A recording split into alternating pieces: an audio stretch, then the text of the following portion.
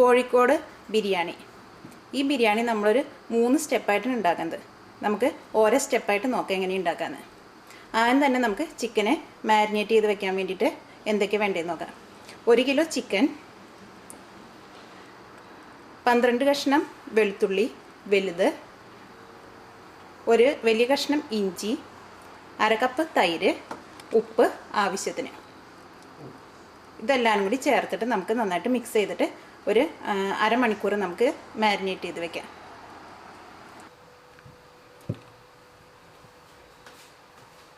നമുക്ക് chicken marinate ചെയ്ത് വെക്കാൻ വേണ്ടിയിട്ട് എടുത്ത് വെച്ചിരിക്കുന്ന വെളുത്തുള്ളിയും ഇഞ്ചിയും നന്നായിട്ടൊന്ന് അരച്ചെടുക്കാം.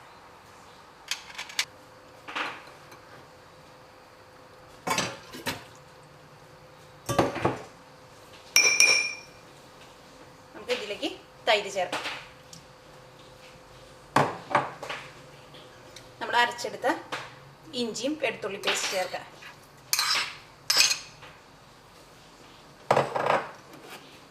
ആവശ്യത്തിന് ഉപ്പും ചേർക്കാം.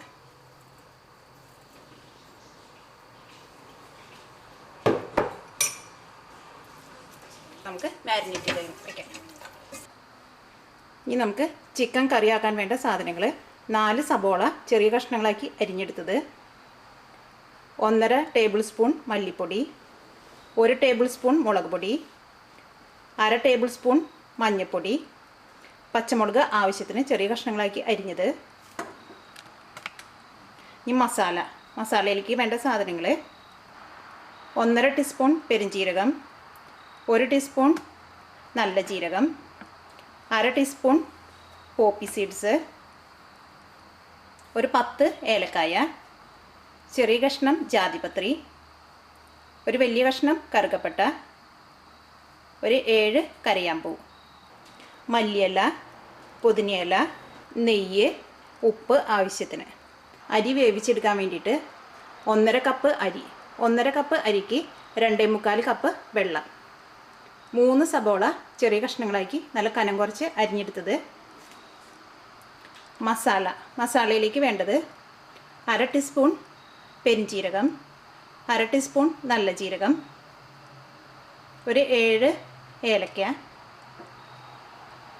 ഒരു വലിയ കഷ്ണം കറുകപ്പട്ട ചെറിയ കഷ്ണങ്ങളാക്കി പൊടിച്ചെടുത്തത്, 7 കരയാമ്പൂ,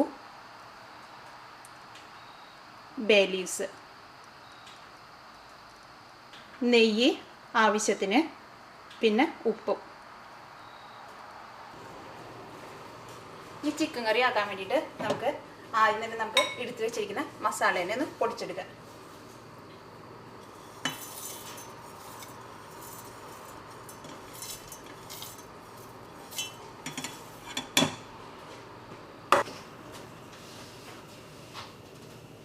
ഇനി നമുക്ക് ചിക്കൻ കറി ആക്കാം.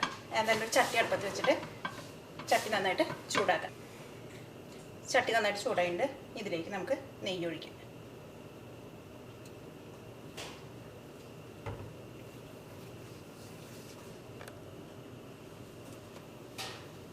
നെയ്യ് നന്നായിട്ട് ചൂടായിട്ടുണ്ട്. നമുക്കിതിലേക്ക് അരിഞ്ഞു വെച്ചിരിക്കുന്ന സവോള ചേർക്കാം.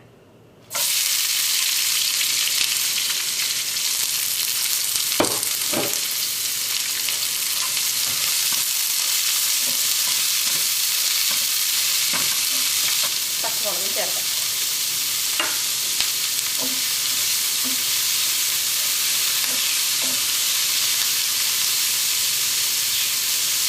ഈ സവോള ചെറിയൊരു ബ്രൗൺ ആവുന്നത് വരെ നമുക്ക് നന്നായിട്ടൊന്ന് വഴറ്റാം.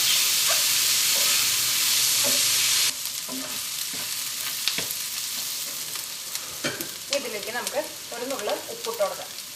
സവോള പെട്ടെന്നൊന്ന് വഴന്ന് കിട്ടും.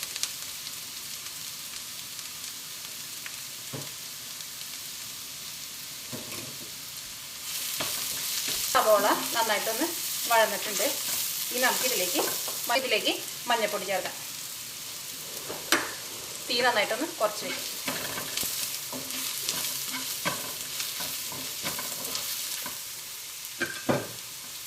ഇനി മല്ലിപ്പൊടി ചേർക്കാം.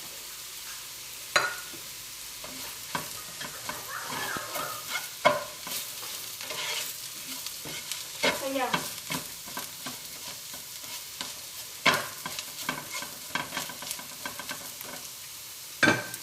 നമുക്കിതിലേക്ക് മുളക് പൊടി ചേർക്കാം.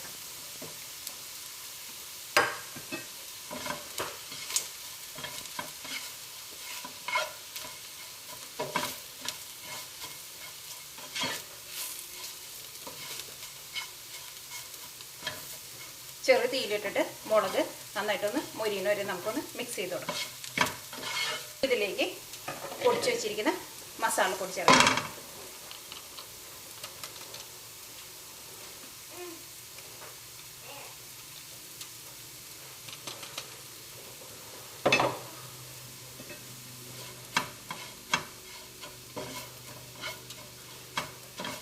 പൊടികളെല്ലാം ചേർക്കുമ്പോൾ പ്രത്യേകം ശ്രദ്ധിക്കുക, തീ നന്നായിട്ട് കുറച്ച് വെച്ചിട്ട് ചെയ്യാം.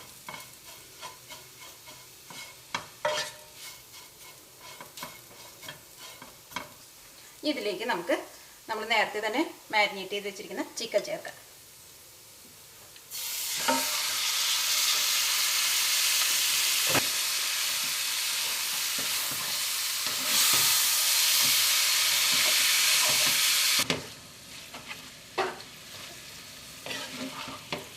ഇത് മൂടി വെച്ചിട്ട് ചെറു തീയിലിട്ടിട്ട് ഒരു 5 മിനിറ്റ് നേരം ഒന്ന് ആദ്യം തന്നെ വേവിക്കാം. അപ്പോൾ ചിക്കൻ്റെ ഉള്ളിൽ നിന്ന് വെള്ളമൊക്കെ നന്നായിട്ട് പുറത്ത് വരും. അത് കഴിഞ്ഞ് കഴിയുമ്പോൾ നമുക്ക് തീ നന്നായിട്ട് കൂട്ടി വെച്ചിട്ട് ചിക്കനെ വേവിക്കാം.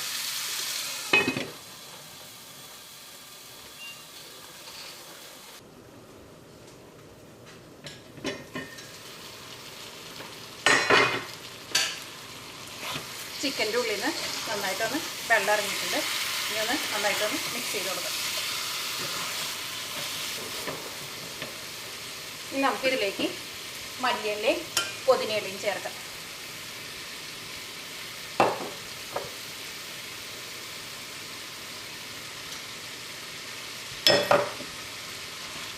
ഉപ്പ് നോക്കിയിട്ട് ഉപ്പ് ആവശ്യമുണ്ടെങ്കിൽ ഉപ്പും ചേർക്കാം.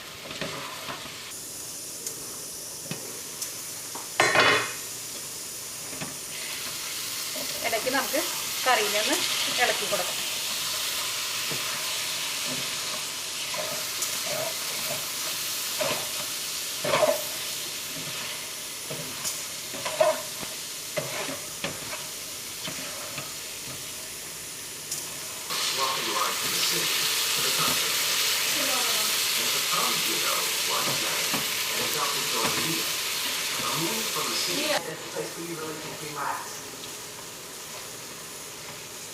The Junos have always made the most of their surroundings by spending time outdoors. And they've always been prepared to share. Mia, sound off it.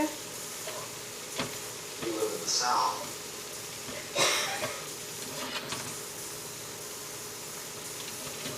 Chicken curry ready ആയിട്ടുണ്ട്. ഇനി നമുക്ക് തീ ഓഫ് ചെയ്യാം.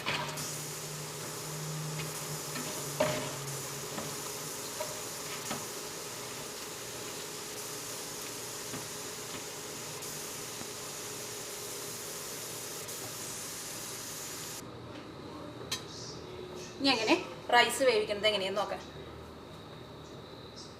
ഒരു പാത്രം വെച്ചിട്ട് പാത്രം നന്നായിട്ട് ചൂടായി കഴിയുമ്പോൾ ഇതിലേക്ക് നമുക്ക് ആവശ്യത്തിന് നെയ്യ് ഒഴിക്കാം. അപ്പോൾ നെയ്യ് നന്നായിട്ട് ചൂടായിട്ട് ഇനി നമുക്കിതിലേക്ക് നമ്മൾ എടുത്തു വെച്ചിരിക്കുന്ന മസാല ഇട്ടിട്ടൊന്ന് വറക്കാം.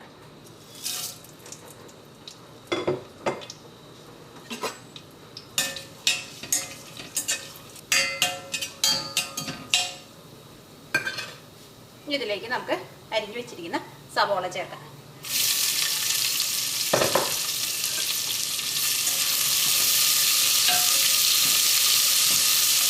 ഉപ്പ് ഇട്ട് കൊടുക്കാം.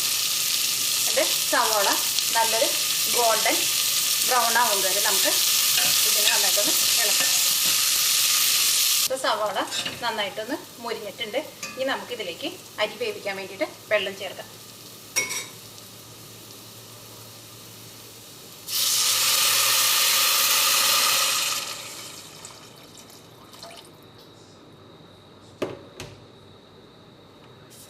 നമുക്ക് എടുത്തു വെച്ചിരിക്കുന്ന അരി ചേർക്കാം.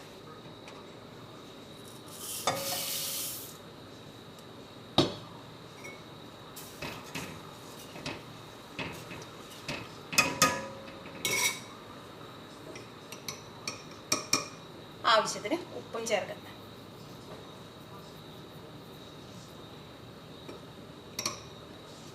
നമുക്കൊന്ന് മിക്സ് ചെയ്ത് കൊടുക്കാം. ഇതിനകത്ത് അരി എടുത്തേക്കുന്നത് നമ്മൾ 1.5 കപ്പ് അരിക്ക് 2.25 കപ്പ് വെള്ളമാണ് ചേർത്തേക്കുന്നത്. ഇനി നമുക്ക് മൂടി വെച്ചിട്ട് അരിനെ വേവിച്ചെടുക്കാം. ആദ്യം തന്നെ നമുക്ക് തീ നന്നായിട്ട് കൂട്ടി വെക്കാം. എന്നിട്ട് അരി നന്നായിട്ട് തിളച്ച് കഴിഞ്ഞ് കഴിയുമ്പോൾ നമുക്ക് ചെറു തീയിലിട്ടിട്ട് ഈ അരിനെ നമുക്ക് വേവിച്ചെടുക്കാം. ഇപ്പം നമ്മുടെ അരി നന്നായിട്ട് തിളച്ചിട്ടുണ്ട്. നമുക്ക് പതുക്കെ ഒന്ന് ഇളക്കാം.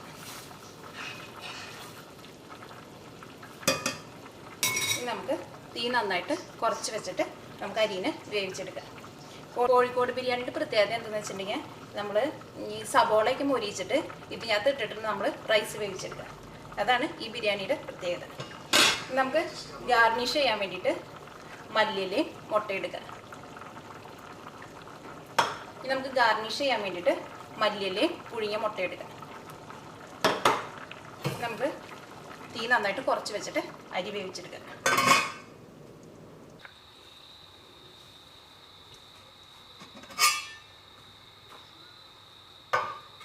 ഇപ്പം നമ്മുടെ റൈസ് റെഡി ആയിട്ടുണ്ട്.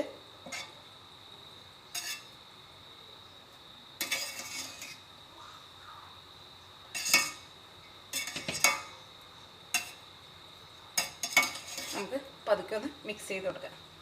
അപ്പോൾ ഈ സവോളയ്ക്ക് എല്ലായിടത്തേക്കും ആവും.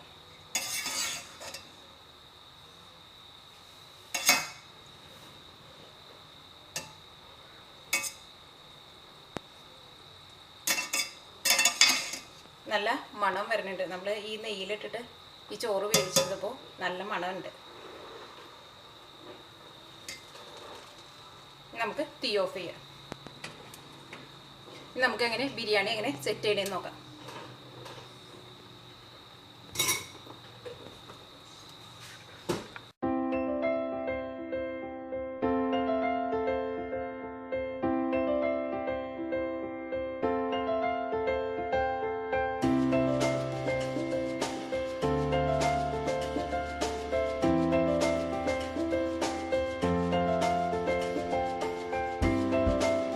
അപ്പോൾ നമ്മുടെ കോഴിക്കോട് ബിരിയാണി റെഡി ആയിട്ടുണ്ട്.